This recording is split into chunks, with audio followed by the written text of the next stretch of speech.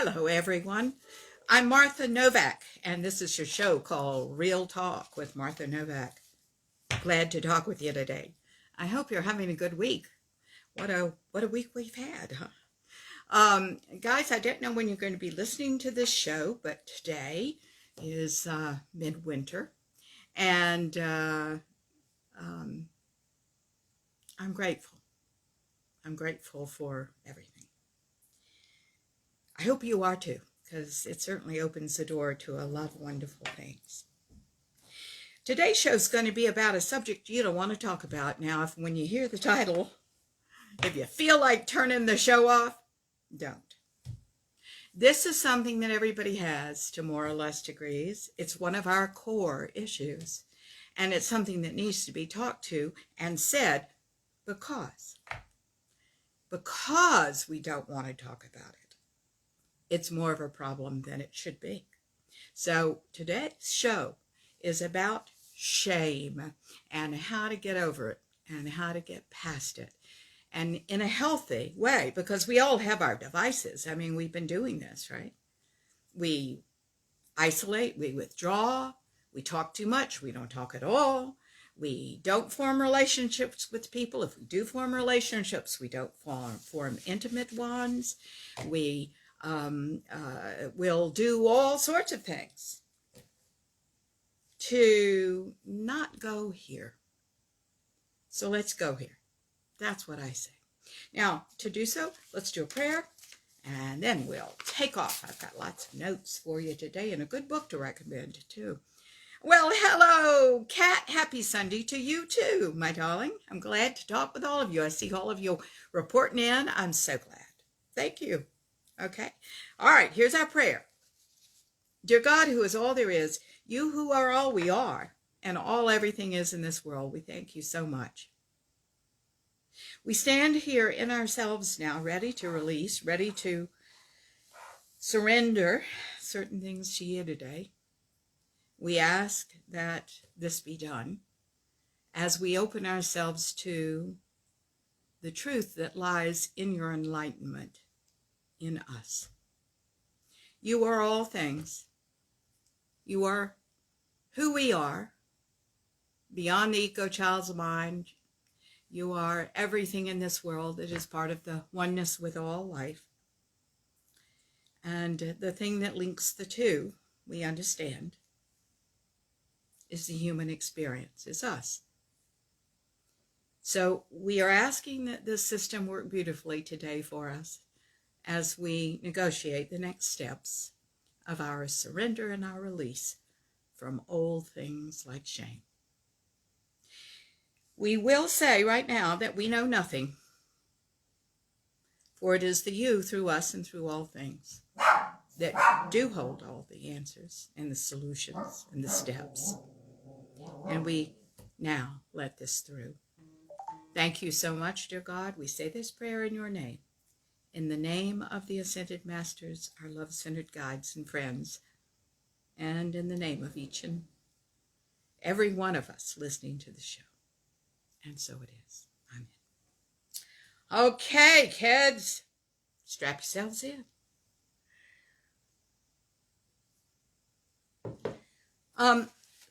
Some of the lecture today is going to be me putting my 2 cents worth in. When have you not known that to be the case, right? But the other thing is I want to recommend a really good book to you on this subject. It's called Letting Go of Shame. It's by Ronald Potter Efron, as in Nora, E-F-R-O-N, and Patricia Potter Efron. Letting Go of Shame. I am going to quote some from that book, from this book today. It's a very good book on this subject. There are a lot of books on this subject. I am always going to say, be careful what you read, okay? And, you know, even in this book, I'm not real wild about some of the terminology that here and there is used, but for the most part, I love the book. Keep in mind, there's nothing wrong with any of these books, I'm sure. Here's my thing. We're going toward different ends. That's the only way I'm not crazy. When I say I'm not crazy about something, my end, what I'm hoping for you is deeper levels of consciousness. Certainly, in the course of that, we must heal, right?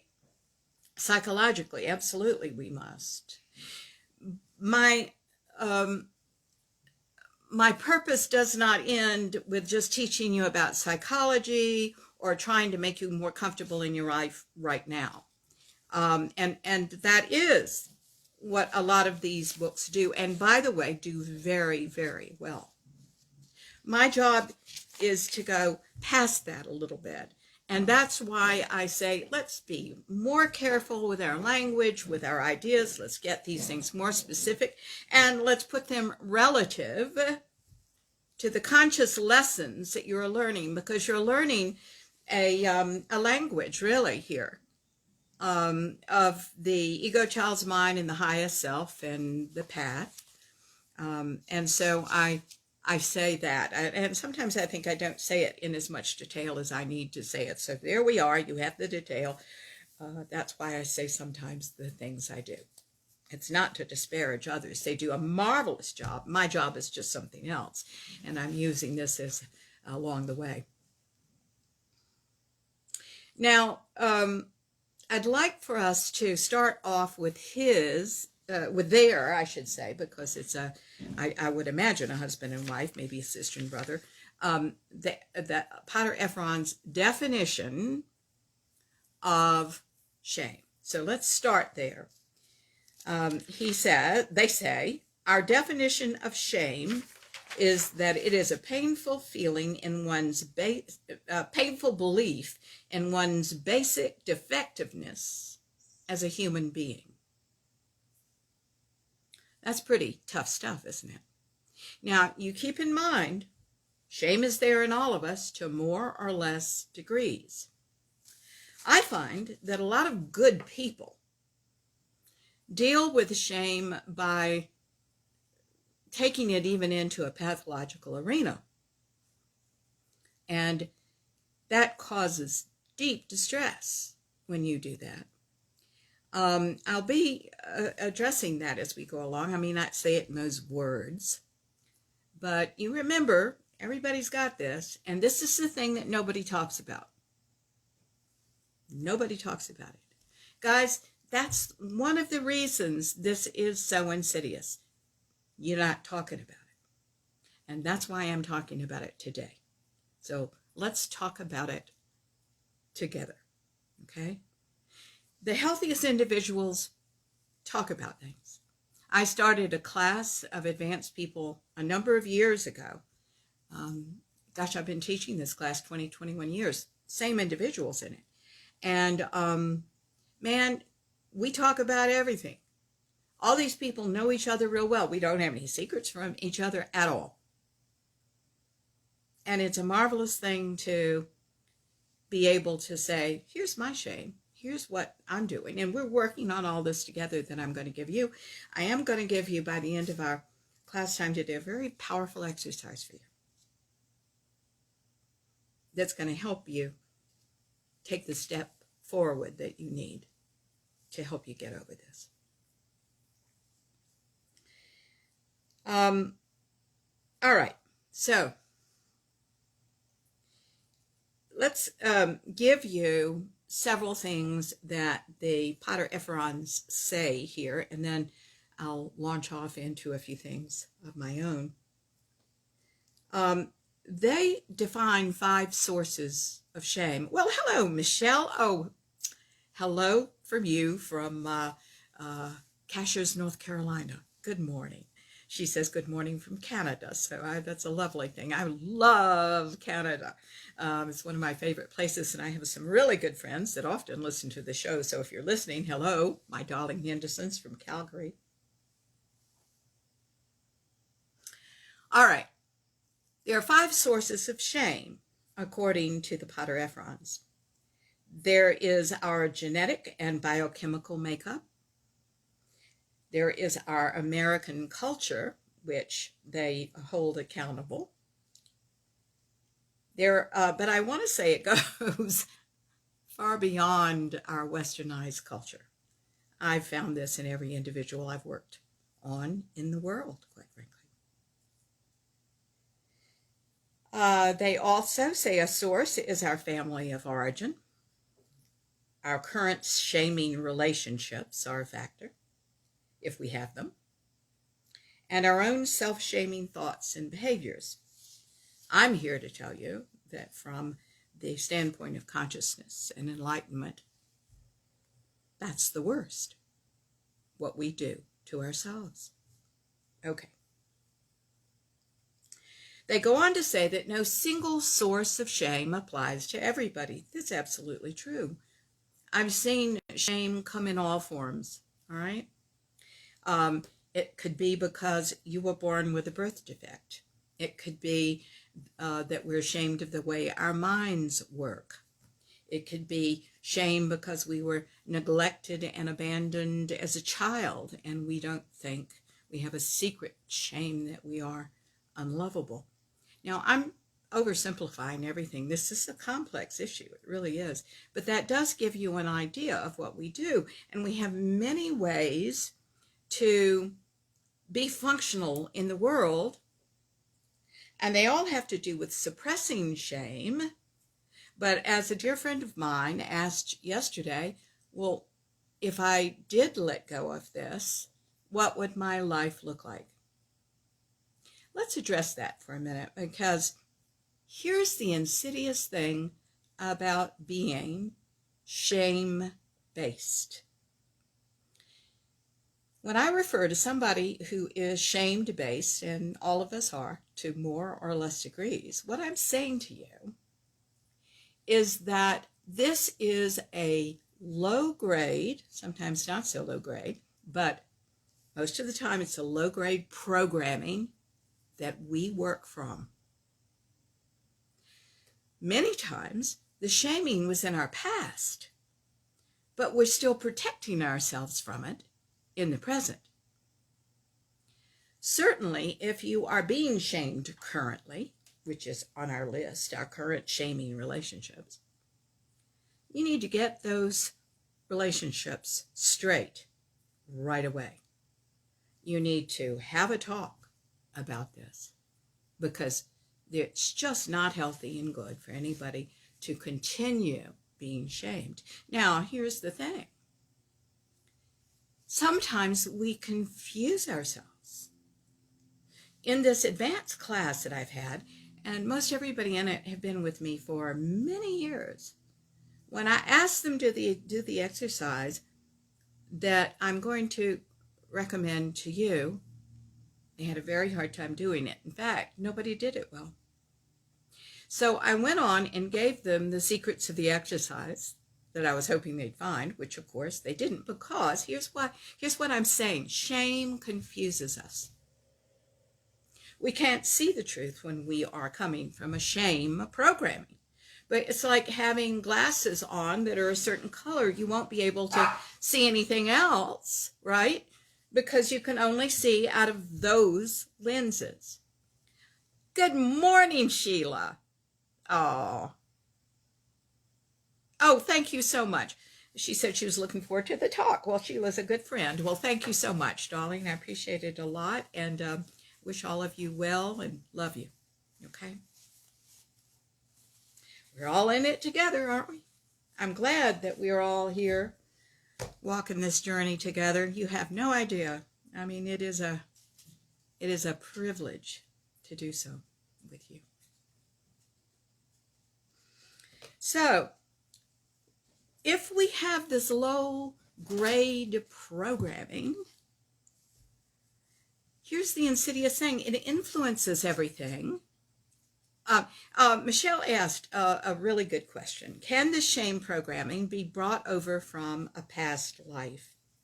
To answer that question, Michelle, and I think I will right now before I go on with another thought, if I have another thought, by the way.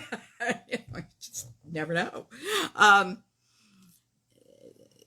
The thing I want to say about that is, let's go back to what I think past lives are. I think that, guys, in my life, it's much more complicated. This whole universe, and certainly this metaphysical experience that we're all living, is much more complicated than reincarnation explains. I must say, I don't believe in linear lifetimes. It just doesn't make sense to me. This is a complicated world of patterns and inference patterns.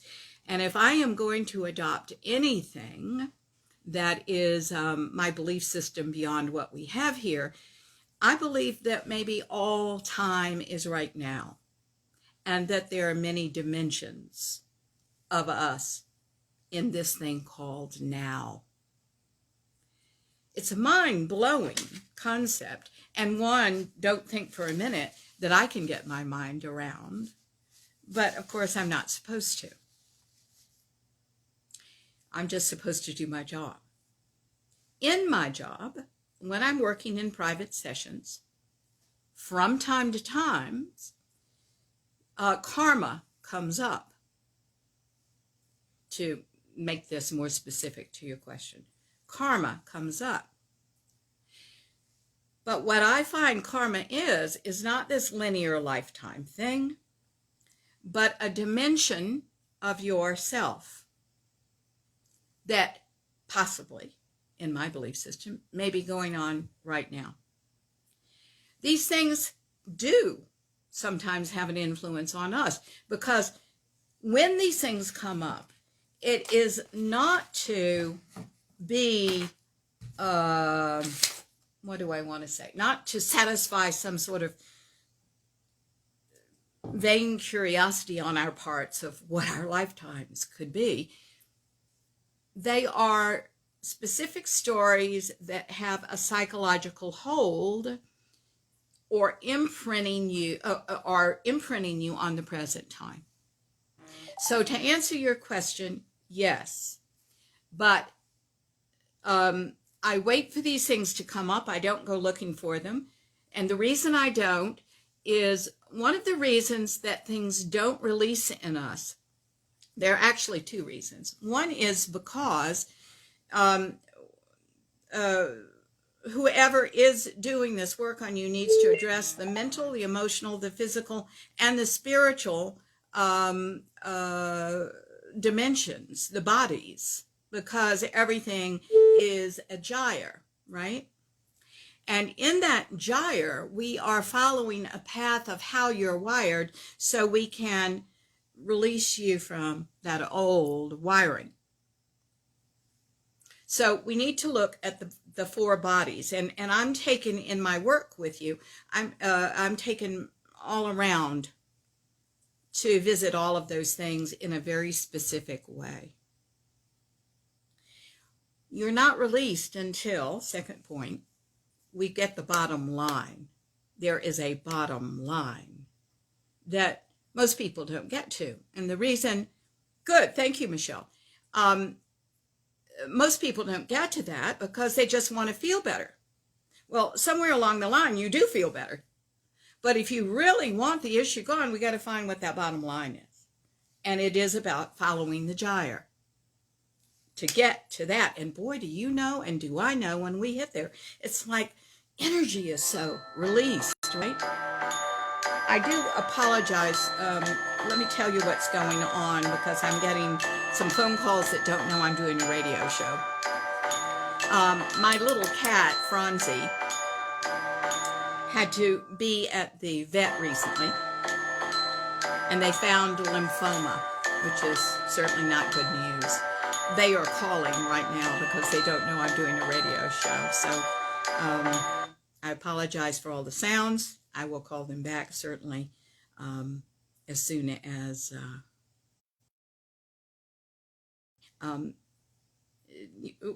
you know, what this means is I have a darling old cat. He's just my love, that is going to need some special attention. Oh, thank you. Angelica? Is that, am I pronouncing that right? Angelica? That's a beautiful name. Well, darling, thank you. Thank you for listening. We're so glad you're with us today and all days. All right. Sorry. We are, for some reason, struggling with data right now. So I think I will always come back when Facebook Live goes down, as I just did. And we had even trouble with our Blog Talk Radio connection this morning. But anyway, it's just what it is. And here we are. So we'll all, bring together. Thank you, Angelica. We'll all pull together and do the best we can with the show to get the information to you. Okay. So, I want to talk to you about the difference first between guilt and shame. Guilt is about something that you have said or done or felt. It is about that. But shame is an attack on your being. It's an attack on your character, on your personality, on who you are as a person. It is always a self-attack. Oh, thank you, Sheila. Thank you. Yeah, I appreciate very much your prayers for my little Franzi. He is a great cat. Once in a while, I'm a huge animal lover anyway. I'll rescue everything, right? Take care of all the wild animals in the yard. Get thrilled when I see an odd one like a bear, But once in a while, a cat will come along or a dog will come along, and they're just part of you. You just love them so much. There's a deeper connection, And that's certainly this boy. So we will get him the best care he can possibly have on all sorts of levels, and love him the whole time. So anyway, that's what the phone calls were about. So I want you to hear the difference between a piece of guilt, an experience of guilt. It's about something you've said or done that you can apologize for, continue to feel guilty about. Or shamed about, because you can feel guilt and shame at the same time. But shame itself is an attack on the personality. These writers that are the authors of Letting Go of Shame, this wonderful book, say shame concerns a person's failure of being, while guilt points to a failure of doing. Shamed people believe something is basically wrong with them as human beings, while the guilty person believes they've done something wrong that must be corrected. Couldn't have phrased it better myself. So I think that's a really important note. Now, I want to keep quoting, then we'll go to some of my ideas. I think that the real important thing to realize here is that sometimes, in fact, all the time, we are our worst shamers. And this is not good. We are talking to ourselves in a very harsh way, and we've got to catch those things and be aware of them, because healing requires several things here that the Potter Ephrons point out, and I want to mention those to you. We have to be fully aware of what we're doing. We have to be fully aware of our shame. We have to face it. Secondly, we have to see what we're doing to avoid shame. What are we doing to cover it up? I know some people are just terrific social butterflies. They don't really connect with anybody. They attach, but not connect. They're too busy protecting themselves because of their shame, you see. Thank you, Angelica. So we have to notice what we're doing to cover it up. You may isolate and withdraw. You may, always have your walls up, You know, I have friends that have lots of walls up, walls, to protect them. And what happens here is their lives are smaller than they really want. You understand. The next thing to heal is the Potter Afrons suggest that we have to accept that shame and being shamed is just part of the human condition. It doesn't have to be part of your human condition. I mean, here's something that I actually disagree a little bit about, just a little bit. If our end result is the arena, not that there is a goal line to kick ourselves across, but the arena of consciousness and enlightenment, we're certainly not going to be shaming ourselves in that area hardly at all. But shame does occur sometimes to teach us something, and we're going to talk about 2 or 3 instances of it that my classes were kind enough to share so that we can get you thinking in that direction, okay? As part of the healing.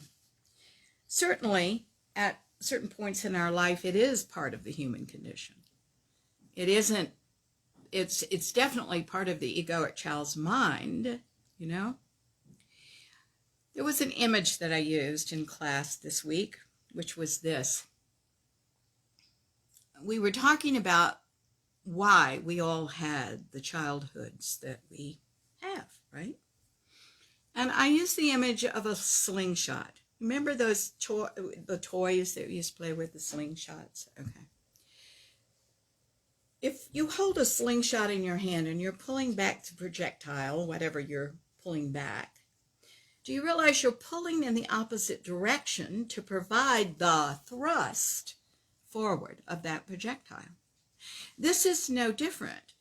In our childhoods, we have to go into that pulling back, that experience of going in the opposite direction from the ascended mind, from the higher self. Because the truth of it is, when we release these things from your ego child's mind, it provides the thrust. That's the energy into the higher self. It's not something separate. That's why we should never square off and go, oh, I hate my issues. I hate myself for having issues. No, it's all part of the system. It's the energy that's trapped in the smaller arena of the ego child's mind that's going to be released. And it is the thrust of that pulling back that gives us the forward movement that we may live differently, have different ideas and thoughts and feelings, and the experience of living is different, is very different. You see, you don't have to protect yourself. You just need to know more about yourself. We need to get rid of the expectations that somebody is going to shame you, or you may be shaming yourself and hiding from that. We have all sorts of devices. We may get too busy. We may not connect with anybody. We may say, oh, I'm working so hard, which is, by the way, part of this. The reason you're working so hard is so you can avoid, you see? Oh, I'm just working way too hard. I have to come home, and I'm so fatigued on the weekend, I just collapse. And I say, that's absolutely right. Of course you do.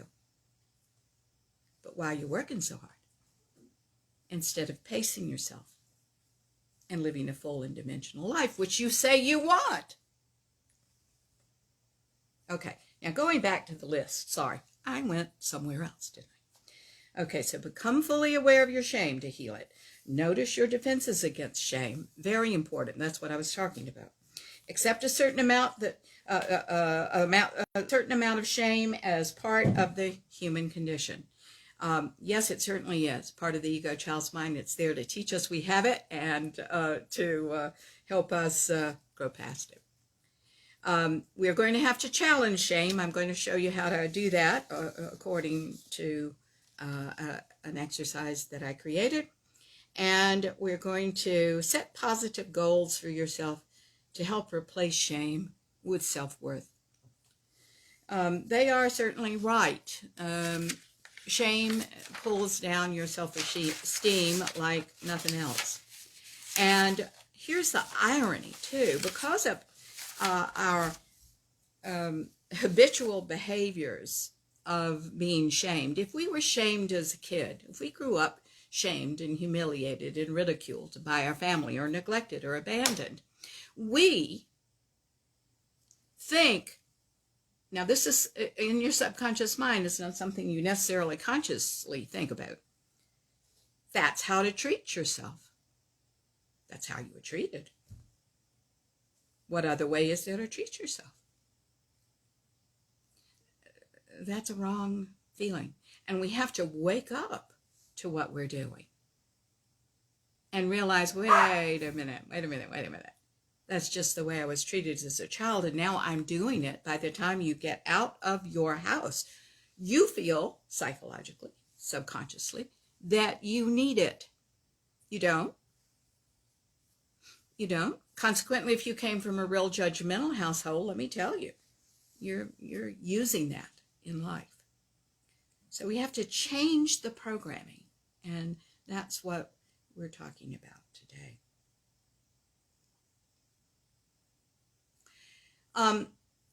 The Potter-Efferens go on to say that a second major difference between guilt and shame, by the way, is what we're still talking about, is that shamed people usually are bothered by their shortcomings, while guilty people notice their transgressions. I think that's a very important point. The third difference, they go on to say, is that the shamed person fears abandonment. If anybody knew about me, they'd leave, we say. While the guilty person fears punishment. The reason, I'm quoting the book, the reason the shamed person fears abandonment is that he believes that he is too flawed to be wanted or valued by others. Someone who does not like or respect himself very much often expects others to leave him as soon as they realize that he's less than perfect. By the way, shame is a big driver of perfectionism issue, guys. That's not good.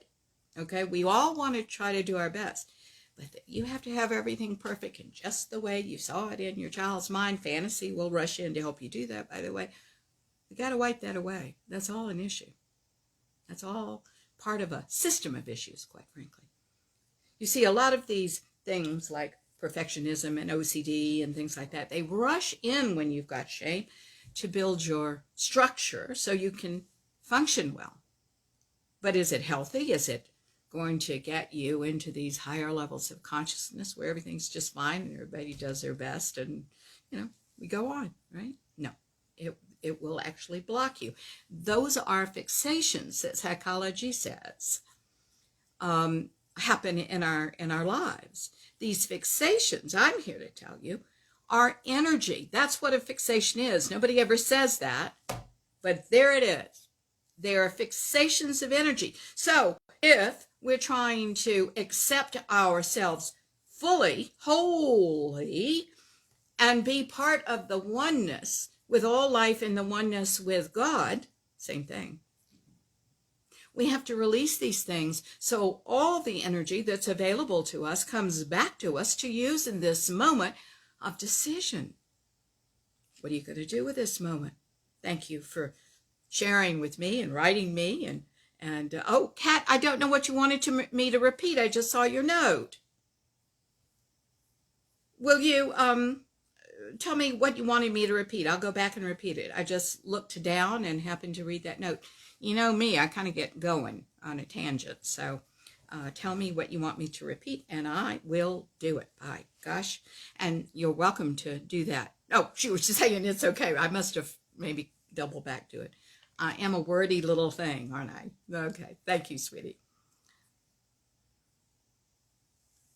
Angelica, I'm going to look that up. I'm not sure what that means. Okay, thank you, Kat. It was the difference of shame and guilt that she was asking me about. That's great. Angelica just sent me a wonderful Spanish phrase, and I don't know what that means, so I'm going to look that up when we get off. You know, I love this Facebook Live, don't you? Because it goes all over the world. It's so much fun. We hear from people everywhere. I just think that's wonderful. So many people all around the world. Oh, Angelica, you too. Thank you. That's very sweet of you. Okay. So many people are interested in consciousness now. I mean, this is just so wonderful. Our community expands. All right. Now, let's go back. They go on to say,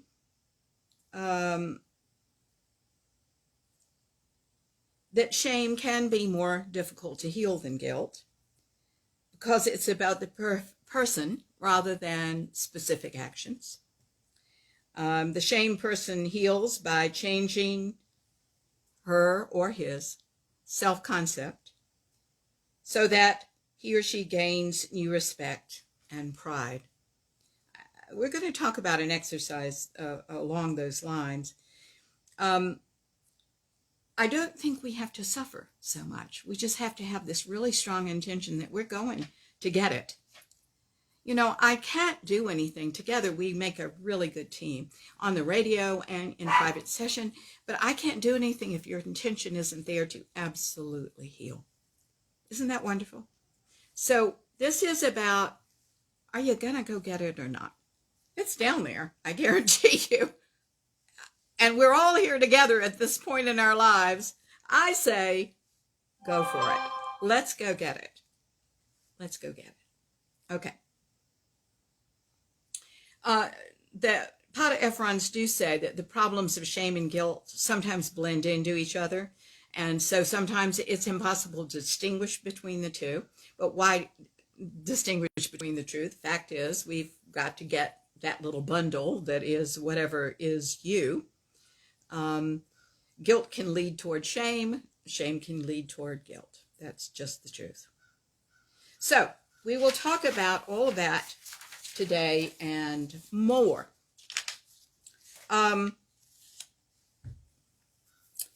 Here's some notes that I made to talk about. All the ways we self-attack, and there are many ways we self-attack.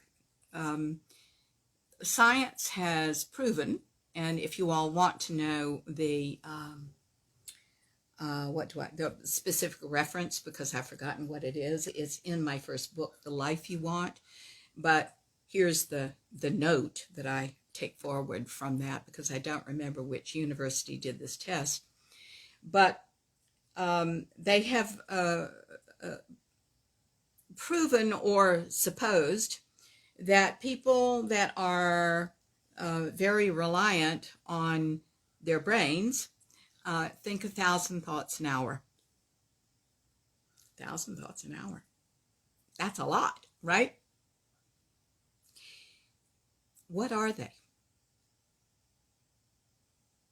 What were your 1,000 thoughts? Because you're one of the brainy ones, kids. I mean, at the very least, you're thinking 500 thoughts an hour. 500 to 1,000. Take a choice of the number. I need for you to be more aware of what you're saying, because a lot of what you're saying is, how do I want to say this? Well, they're shameful thoughts. They're shaming you. And this is the way you perpetuate what happened in your childhood, you see, when we felt shamed.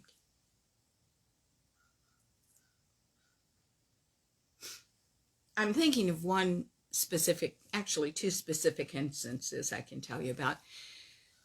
I remember one very shameful thing that happened to me, right? I've been, I've got a little funny squatty body. So I've always been a little funny about, being in a bathing suit and all that kind of stuff. I think some of us do. I mean, I'm comparing myself to Cindy Crawford or something. Not in a million years. Okay. I remember when I was a little girl, I think it was 6th grade. We were on the playground. We were running around, and I have a cute PE instructor. He was adorable. Oh, God, he was just gorgeous. All the girls were in love with him, probably some of the boys. Anyway, he was cute.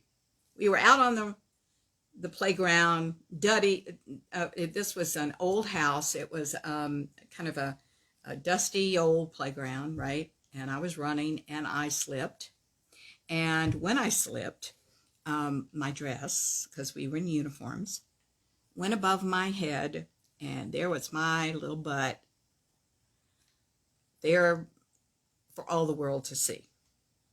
This cute, Schnitzel always has to come and participate in these things. This is my cat. This darling PE instructor came over and snatched the dress down over my butt so I could be preserved. And that itself was very shaming. The whole experience was shaming, right? I remember an early experience where I had a little 2-piece bathing suit on as a little teeny girl, and the top went floating off somewhere. And that was very shaming because this was a public pool, right? Now, all right, something like that is always in our background, and it may be worse. And I'm just giving you some silly examples because I have a real life example that I want to tell you about, because this is the difference between the ego child's mind reactions and the highest self reactions. So we're about to talk about the highest self right now. Skip ahead many years. I'm on the stage. I was an actor for a long time, and I was doing a play called Tintypes.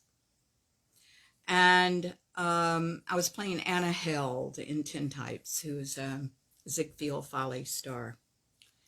And there was a scene in which the 2 male cast members carried out a screen, and I was supposed to sneak behind the screen unnoticed and carry a little stool because I'm very, very small, and I had to go on with my line, be seen quite a bit above the screen, right? So I had to stand on a stool. Well, I was in a ball gown that was strapless.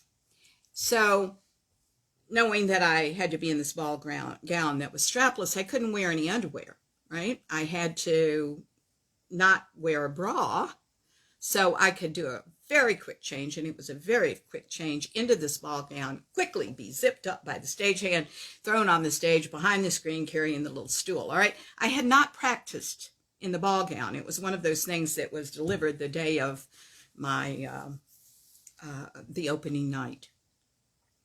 So I'm sneaking behind the screen with my stool. I put the stool down. I stand on the stool ready to pop out, and I'm supposed to pop out of the, the top saying, voila, right? Voila, Anna Held says. What I didn't realize was that I was standing on the ball gown. I was standing pretty high up on the skirt of the ball gown, and the whole thing dropped down to my waist, and I was bare-breasted and starkers for all the world to see. The interesting thing was, because I was in my best self, I was performing, I had this job to do, I was not Martha. I was the best of Martha. I was Anna Held. I just looked down, my bare breasts. The audience was going wild. Okay?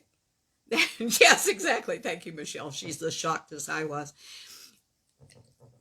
What are you going to do about it? They're there for the girls are present for everybody to see, right? So I just waited for the laughter to start subsiding. I certainly pulled up the dress right away and went, whoo, and pulled it up. And I just stood there, doing this. And when the laughter started subsiding, which was about 10 minutes later, I went on with voila. It was funny. The great thing about that story was it clearly showed me, if this is what I was supposed to teach you, the difference between our reactions from the ego child's mind and the best self.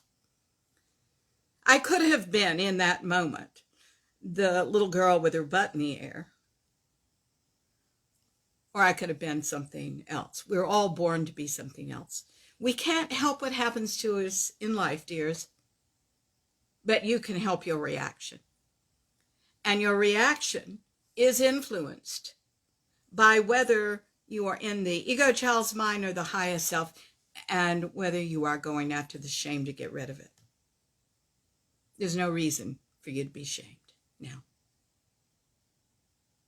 Yeah, you make the best of it and keep going, don't you, Sheila? Yeah, that's absolutely right. And that's what the highest self does. You make the best of it and keep going. As a matter of fact, it was a big laugh. You know what was really, thank you, Angelica. You know what was really remarkable after that is the house was packed from that point on. Everybody came to that show. Maybe they were waiting for another naked performance. By the way, that did not happen. But you know, it taught me so much. It taught me, well, we don't have to be ashamed. This has to do with our reaction. This has to do with what mind are we in. And we must not perform as a child, whether we are on the stage or whether you're just going to work or whether you're having a talk with your husband or anything else. We're much more than the children we were and the shame that we carry. Okay, that's it.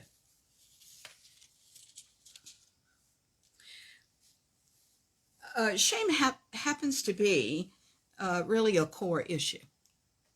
What I mean by core issue is it might or might not show on the surface, but it is what motivates us. It is part of this, again, it's old programming. And so I want to say to you that when this departs, as my friend said, well, what is this going to look like afterwards? Once you no longer work from this, because let me tell you, it does influence everything you do. Shame influences your decisions and your reactions. Once it departs, you are left with the more authentic version of yourself, which is the aspect of God you are. We're all this incredible aspect of God. We work for the right reasons. We're motivated by the right things. But the only thing that interferes with that, my darlings, oh, thank you, Sheila. Sheila said she'd love to see me perform in the theater. I do very little, you know. I do this these days. And one of the things I've really started having fun doing is I'm writing fiction. And I'll have a book that'll come out one of these days. I'm still doing the editing, but I'm having a great deal of fun. So I'm putting the drama, you know, that I certainly know about into that. I think this sometimes has to do with what we're called to do and the kind of person we are. I think that one of the things I've always liked is to think of the big picture. I preferred directing, for example, to acting because I could, you know, think through all the parts and think, you know, be everything. And I think the same thing is true of writing, as opposed to an actor who it's all about you and your relationship to the other people on the stage or anything. No, there was never an encore, Michelle said, of my nakedity. No, there was never an encore. Thank goodness. Never to that. While it wasn't a traumatic experience and I learned a lot, I did remember to always rehearse with clothes before I did them and to never stand on your skirt. So here's my big advice about this. Don't stand on your skirt if you're going to pop up. Okay? Because more of you pops up than should, probably. Okay.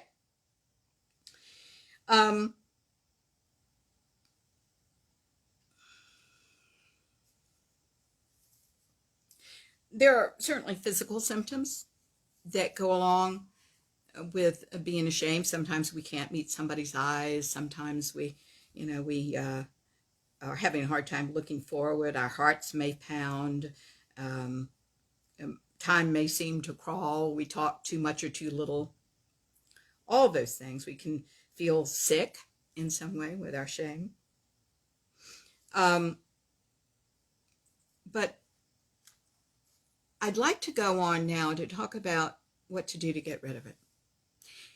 To do that, I'm going to read a list that is clearly Potter Efron, because this is an exercise that I created, but I created it off their wonderful list. So this may be a time that you might want to write these down. Shall we? So please do pen and paper, and this is a really good exercise for you at this point. Okay, here we go. So, some common statements of shame are the ones I'm going to give you. There are about 18 or 20 of these. We're going to work with these in just a minute, so it's really important to write them down. Ready? I have no right to exist. These are, by the way, common shame statements or thoughts that we might have at some point. I have no right to exist. I am inadequate. Something is wrong with me.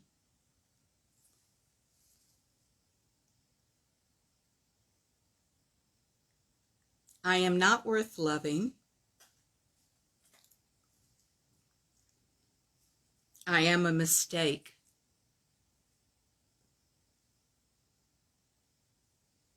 I don't belong. I deserve to be abandoned. By the way, that's a kind of a trick statement in my world, because nobody deserves anything. There's no such thing as deserving. Okay? So if you are writing, say, the truthful statement instead of this lie that we tell ourselves in shame, I deserve to be abandoned, it isn't that I deserve love. No, because nobody deserves anything. It becomes something quite different. Okay, we'll talk about that in just a minute. I am ugly is the next statement. I am dirty is the next one. I am a burden to others. I'm going to add a couple of words, 3 words, and to myself. So that becomes I am a burden to others and to myself. I don't count. I am nothing.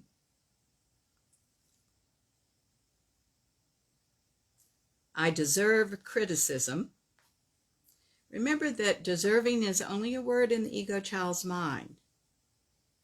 Yeah, that's a good one. Michelle said she can own I don't fit in. You can certainly add that one. That's a good one. Another good one is I don't matter. I hear that frequently. I am unwanted. I am worthless.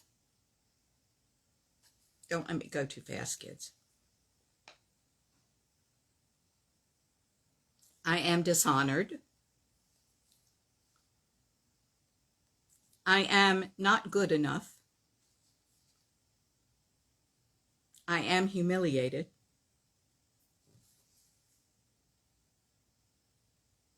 Last one. I should not be. Okay.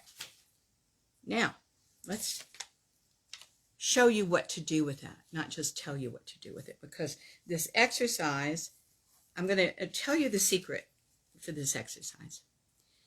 As you are contemplating these very common things that people with shame say to themselves, certainly not cocktail party talk, is it? No, as a matter of fact, but we say it to ourselves in our quiet time.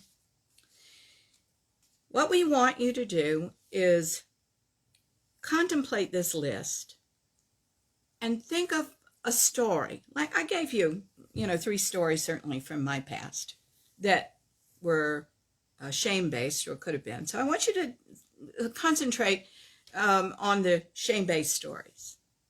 I'm going to give you a couple of shame-based stories in just a minute and show you how this exercise works. Find the nugget in the story of the truth. The nugget in the story that is the truth. Yeah, it is sad that we say these things to ourselves. You're right, Michelle. Let's stop it. Here's how. All right. Because the things that you are ashamed of in your life, guys, you have left open-ended. They are unresolved. So we're about to give you an example of how to resolve these things. So this list is a good list because it brings up stories for you. So think of one that illustrates the point. Find this nugget. Here's what I mean by the nugget. Imagine that you have a very dismissive, abandoning family. You are neglected. Your mother is mentally ill. Your father is angry all the time and he's at work. You have an older brother that torments you because he's jealous of you and real mixed up himself.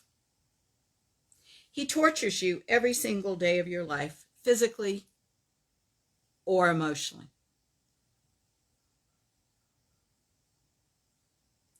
One day when you're 8 years old, it is so bad, you decide to run away with a friend of yours. You do run away. You all go far, far away because she has stolen, at 10 years old, a motorcycle. The police get involved. Everybody goes searching for you. They find you 300 miles away. You're perfectly safe, thank God. And they take you back. The police take you back home. Everybody is waiting in the yard when you come home. The neighbors are there. Very humiliating, right? And your mother stares at you from across the yard, and you start walking toward her, and she turns and goes into the house.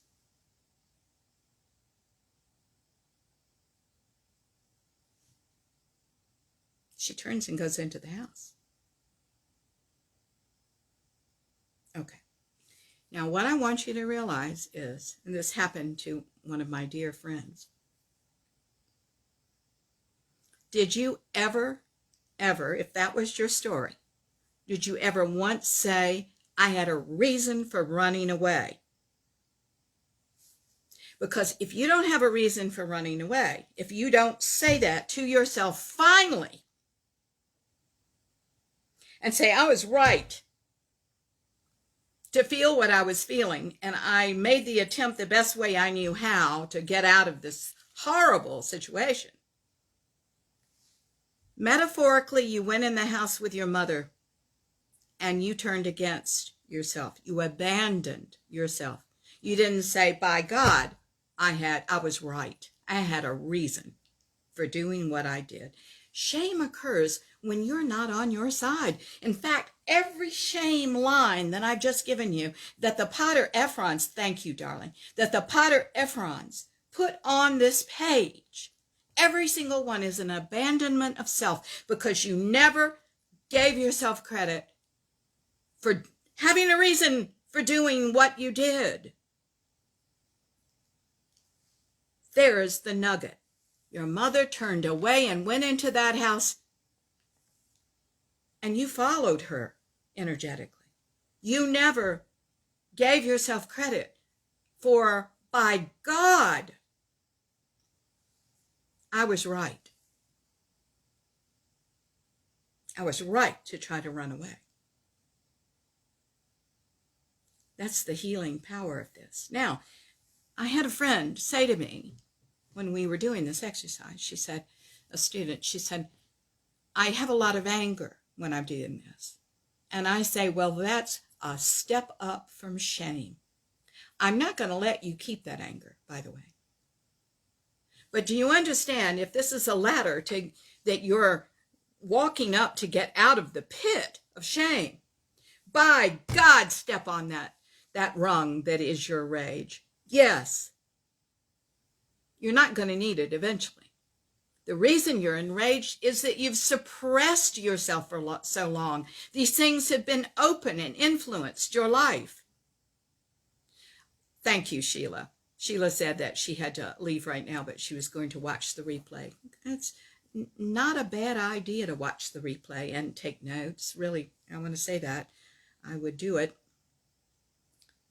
Guys, there's never been an advocate. One of the reasons that you are angry when you do something like this and are facing this is that you have not advocated for yourself. You have abandoned yourself. Everybody's mad about that. That's a normal reaction. What's not normal is for you to stay in it and let that become your new programming. No, that's got to go too. You're going to move past it. But the way to move past it is to start telling yourself the truth about these situations. Let's tell you another story from another friend of mine. This is quite a bit less serious, but nevertheless, it happens to us. So she was, now I hope I'm telling you the story right. She was in a deli getting something like a cup of coffee. And I'm not going to remember the story correctly, so I'm going to kind of do the best I can with it. She was in line, right? And someone, as I recall, broke in line to ahead of her. And she very kindly said, as most of us would, excuse me, here's the line. I was the next person. And I know this person, and she would have said it very kindly. Well, apparently, the person that broke in line told her off. Who does she think she is, Now, why that happened and what the psychology was of this woman, I have no idea. But my friend, my student, was horrified because she had tried to be nice. She just said what she needed to say. And all of a sudden, holy Moses, this woman's coming at her, right? Calling her all sorts of names, things that, ooh. My friend, who carried shame, felt deeply ashamed. She asked herself, what did I do to bring on this reaction? Now, here's what I want you to understand. She has never resolved the story in her. The story that resolving is what you feel that nugget is. I feel that nugget is that this woman unfairly shamed her. So, did she ever advocate for herself? What's the advocating for herself? Here's the advocating. This woman's a bitch. This woman is wrong. Doesn't that close off the story? Why be ashamed if it's this other woman who was in the bad mood for whatever reason? Now, I'm not blaming her either. I mean, her child could have died and she needed a cup of coffee. Not that I'm certainly making fun of that, but you never know what's going on with the other person, right? But the bottom line for my friend, my client, is, whoa, something's wrong with her. Instead, if you don't realize what the truth is and close your shame-based attitude off and and advocate for the person that you are, that just hangs open and you can, shame just goes on and on. Why let it? You have abandoned yourself in that story. Take it back. It's not your fault. You tried to be nice. It's that woman. And sometimes it is that person. Now listen, you know me, I do not believe in blaming other people. I believe in telling the truth about situations.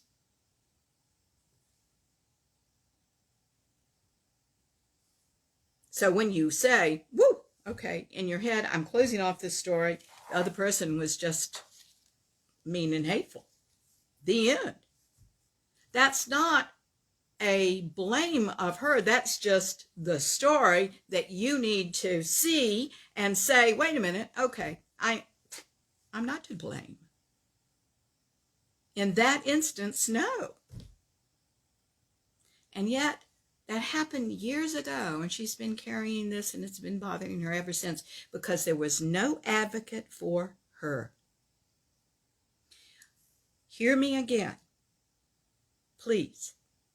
In every story you can come up with that illustrates the points I just gave you, there was an abandonment of self. That abandonment of self is blame. You're blaming yourself, and therefore you are abandoning yourself. And to absolve yourself of these things now, it's very important that you advocate and tell yourself the truth. Find the nugget of the story that really bothers you and advocate for yourself now, and let it be over. You understand? I certainly hope so. Guys, I care about all y'all having a good life. I do. This life is to be loved and enjoyed and embraced and walked it in the sense of grace that we were all designed to have, and that is indeed in us, but for the shame that keeps us out of that arena of ourselves. I say with all my heart, do this exercise. Take it seriously. Find a story for each of these points that the Pater Efrans set out for us.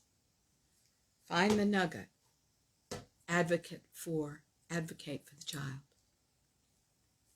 I'll tell you one other story that was told in the class,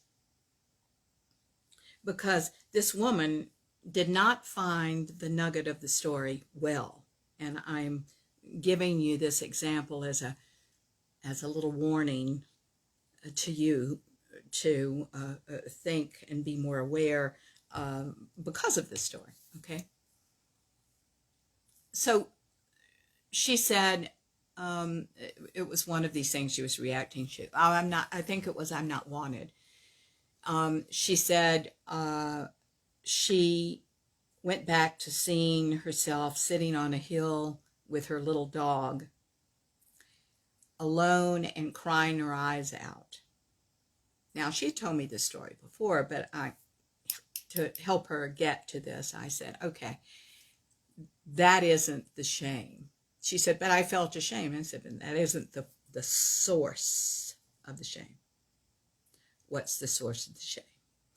So the source was that her mother had blamed her for something her sister had done, and when she tried to explain that she had not done what her mother was accusing her of, her mother didn't want to hear it and just spanked the hell out of her anyway. Hence, she ended up on the hill with her dog, the only one that could understand.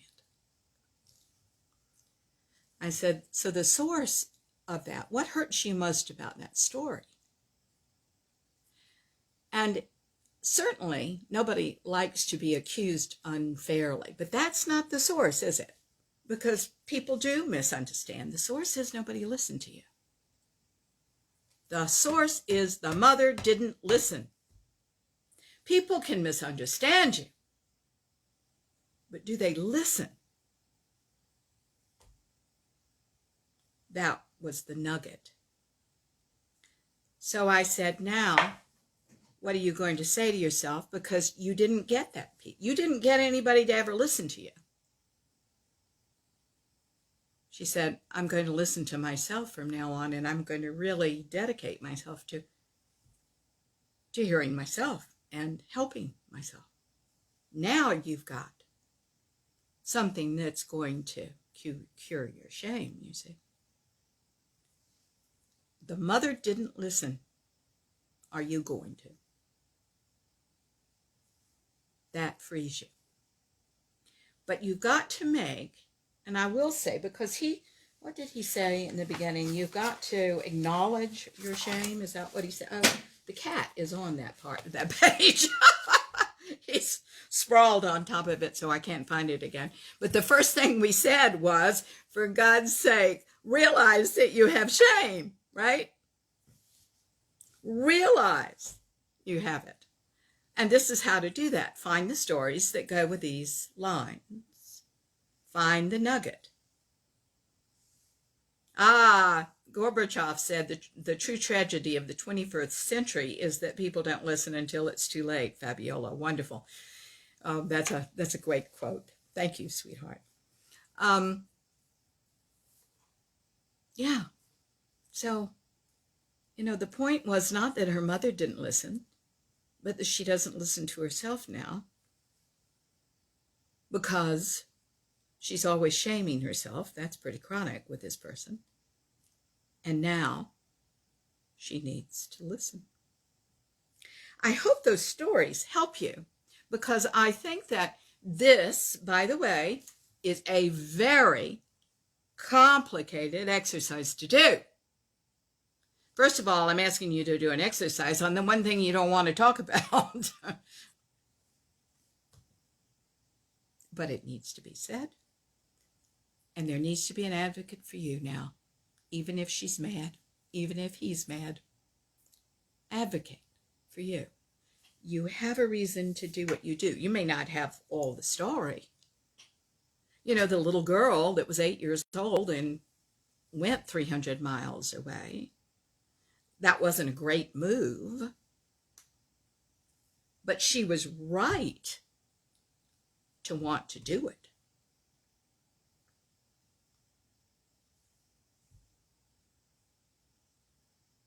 But she's never given herself credit. Give yourself credit. Okay, guys, I'm going to stop right there. Let's do a prayer to really lift some of this off of you, okay? And I'm not sure what I'm going to talk about next week. I may go back into talking about shame, if there's something else that I want to put on the table. The difficult thing about a radio show is that it has to be kind of general and not too deep. But anyway, I hope it'll help. Dear God, who is all there is, you who are all we are and all everything is in this world, we thank you so much for our being together under the banner of wanting to know ourselves more, wanting to know you more, because you are all we are beyond the ego jealous mind that separates us. Nothing separate. We're all one energy of God, the whole world. We open ourselves to this part of us. We ask that you make our shame that we must now root out very clear, that we may see it and we may do the exercise and go for this and surrender it to you, our highest selves, that it may be transmuted into the energy of something more. Who we are, our potential, the acceptance of ourselves.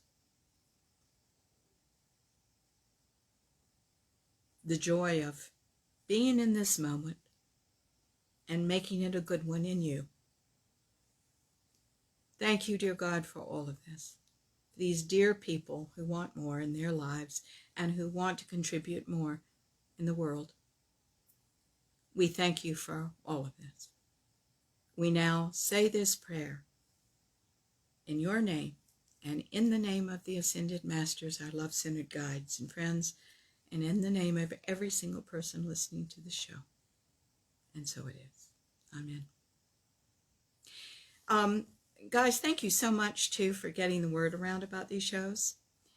That means so much. Certainly our community is growing. And when you send the shows out via, social media, and when you tell your friends about it, it's just marvelous. We are seeing the community grow, and oh, that's just a wonderful, wonderful thing. So thank you so much for doing that. Please keep doing that, and maybe our part of the world will be a better place one day, thinking loftier thoughts, Thank you, Michelle. God bless you. I love all of you, and I'll see you next week, okay? Take care of yourself. God loves you through you, so don't you mistreat you. Please, support yourself. Advocate for that child you were, and let's go on with a wonderful, wonderful life. Take care now. God bless you. Bye-bye.